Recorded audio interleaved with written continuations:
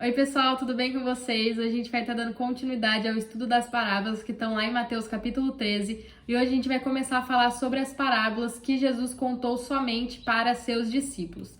Então a gente sabe que nesse capítulo tem 7 parábolas e elas estão divididas em 4 mais 3, 4 sendo contadas para a multidão e 3 contadas somente para os discípulos. Então a gente já conversou sobre isso, que as parábolas elas trazem restauração para a vida da igreja, né? Saindo das coisas do mundo, que representa o 4, e indo para as coisas de Deus, que representa o 3.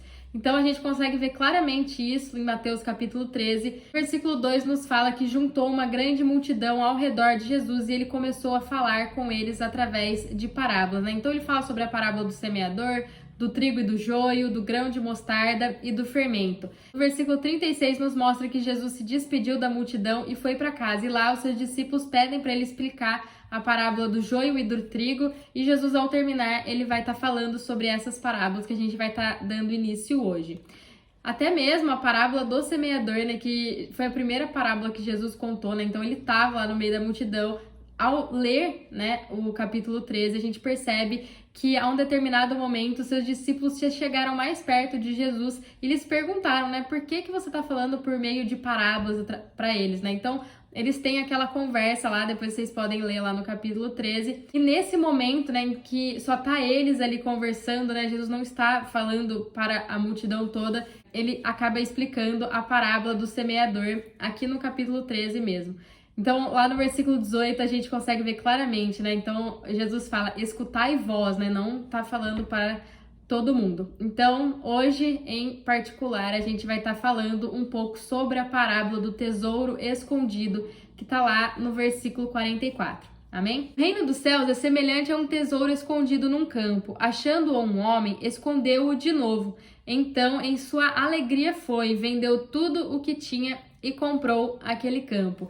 Então, o campo aqui mencionado nesse versículo é a terra criada por Deus. Na Bíblia, a terra representa, né, o mundo criado por Deus e o mar representa o mundo corrompido por Satanás. Então, um homem estava andando no campo, né, e ele encontrou um tesouro e, transbordando de alegria, ele vende tudo que ele tem para comprar esse campo, né? Então, esse campo tem um alto preço, mas vale a pena por conta do tesouro que está nele. E quem é esse tesouro que estava no campo? É a igreja ao longo das eras. Então a igreja ela já vem sendo escondida muito antes da sua manifestação lá no dia de Pentecostes, há 2000 anos atrás, né?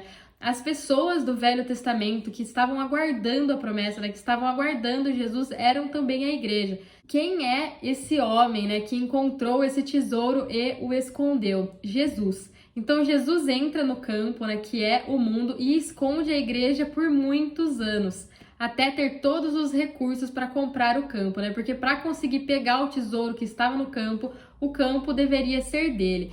Mas como assim, né? O mundo não é de Deus? Deus, ao criar o homem, ele entrega a terra para Adão governar. O Salmo 115, no versículo 16, nos diz: os céus são os céus do Senhor, mas a terra deu aos filhos de Adão. Então, os altos céus são do Senhor e a terra ele deu aos filhos dos homens. Então, quando Adão peca, ele entrega o domínio da terra para Satanás, né? Por isso a palavra nos diz em 1 João, né, no versículo 5, 19, sabemos que somos de Deus e que o mundo inteiro jaz no maligno. João 12:31 nos diz, agora é o tempo do juízo deste mundo, agora será expulso o príncipe deste mundo. Então Jesus, ele encontrou dentro deste mundo, né, que foi entregue a Satanás, a igreja. Mas ele não podia simplesmente ir lá e pegar esse tesouro porque o campo não era dele.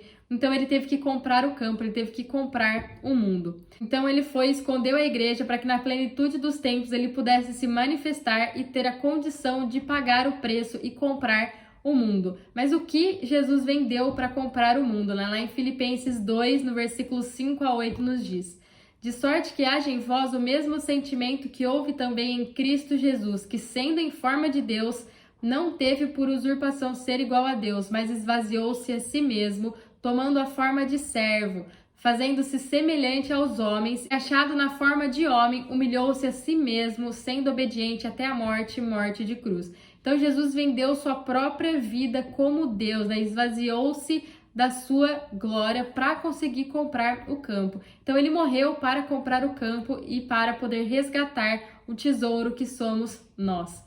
A gente sabe, né, que o pecado entrou no mundo por um só homem e somente por um homem o pecado poderia sair do mundo. Gente, se a gente for lá para Apocalipse 5, no versículo 1 a 7, a gente vai ter um pouco mais de clareza sobre Jesus ter comprado o mundo. Vi na mão direita do que estava assentado sobre o trono um livro escrito por dentro e por fora, selado com 7 selos. Então, quem está assentado no trono é o ancião de dias, né? É Deus.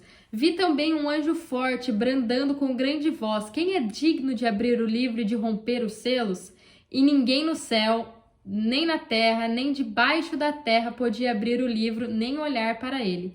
E eu, né, João, que tá falando, chorava muito, porque ninguém fora achado digno de abrir o livro, nem de o ler, nem de olhar para ele.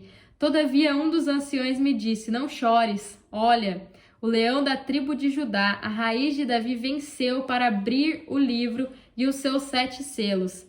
Então vi no meio do trono e dos 4 seres viventes e entre os anciãos em pé um cordeiro, como havendo sido morto, e tinha 7 chifres e 7 olhos, que são os 7 Espíritos de Deus enviados por toda a terra. E veio e tomou o livro da mão direita do que estava assentado no trono. Então aqui a gente vê que ninguém, nem no céu, quem que estava no céu? Deus estava no céu. Nem na terra e nem debaixo da terra era digno de abrir esse livro, né, que tinha esses 7 selos. Então, Jesus, ele não estava em nenhum desses lugares. A gente vê que logo depois, né, um dos anciões fala para João: João, não chora, o leão da tribo de Judá está chegando aí. Então, Jesus, ele estava subindo aos céus, porque ele comprou esse direito de abrir o livro é a escritura da terra. Então, Jesus comprou esse campo para poder pegar o tesouro que estava dentro dele. Mas por que tesouro, né? Porque nós somos comparados a um tesouro. A gente for ler lá em 1 Coríntios, no capítulo 3, versículo 9 a 13, vai nos dizer assim: pois nós somos cooperadores de Deus, vós sois lavoura de Deus e edifício de Deus. Então a gente é a casa de Deus. Segundo a graça de Deus que me foi dada, pois eu, como sábio construtor, o fundamento, e outro edifica sobre ele. Mas veja cada um como edifica sobre ele. Pois ninguém pode pôr outro fundamento além do qual já está posto, o qual é Cristo Jesus. E se alguém sobre este fundamento levantar um edifício de ouro, prata, pedras preciosas, madeira, feno e palha, a obra de cada um se manifestará, porque o dia a demonstrará, pelo fogo será revelada e o fogo provará. Então, a gente consegue ver aqui que nós somos casa de Deus, e nós temos que edificar em cima desse fundamento que é Cristo Jesus. Então a gente pode edificar prata, né, que é a nossa redenção, ouro, a natureza de Cristo, pedras preciosas, obras do Espírito, madeira, que são coisas humanas, palha, que são coisas mundanas, e feno, que é a religiosidade. A gente tem essas 6 coisas para estar edificando em cima desse fundamento, né? Mas o fogo vai provar tudo isso que a gente está edificando, né? Então nós estamos construindo casa para Deus. Tudo que a gente constrói, que for palha, feno e madeira, vai queimar. Então essa cidade, né, que está sendo construída, só deve haver ouro e pedras preciosas. Então nem a prata mais vai precisar, porque nós já fomos redimidos. E cada dia nós estamos sendo edificados. Então, o tesouro escondido no campo deve consistir em ouro ou pedras preciosas, né? Os materiais usados para a edificação da igreja e da Nova Jerusalém. Então, se a gente for lá para Apocalipse 21, do versículo 18 ao 20, a gente vai ver claramente isso. Aqui no capítulo 21 está falando sobre a Nova Jerusalém. O muro era construído de jaspe e a cidade era de ouro puro, semelhante a vidro límpido. Os fundamentos do muro da cidade estavam adornados de toda espécie de pedras preciosas. O primeiro fundamento era de jaspe, o segundo de safiro, o terceiro de calcedônia, o quarto de esmeralda, o quinto de sardônica, o sexto de sárdio, o sétimo de crisólito, o oitavo de berilo, o nono de topázio, o 10º de crisopraso, o 11º de jacinto e o 12º de ametista. E as 12 portas eram 12 pérolas, cada uma das portas era uma só pérola. A praça da cidade era de ouro puro como vidro transparente. Então a cidade, a Nova Jerusalém, ela será constituída de ouro e pedras preciosas, e é exatamente isso que a gente está edificando nas nossas vidas, porque nós somos a casa de Deus. Amém? Gente, essa é a parábola do tesouro escondido. Fiquem com Deus e até mais. Tchau, tchau.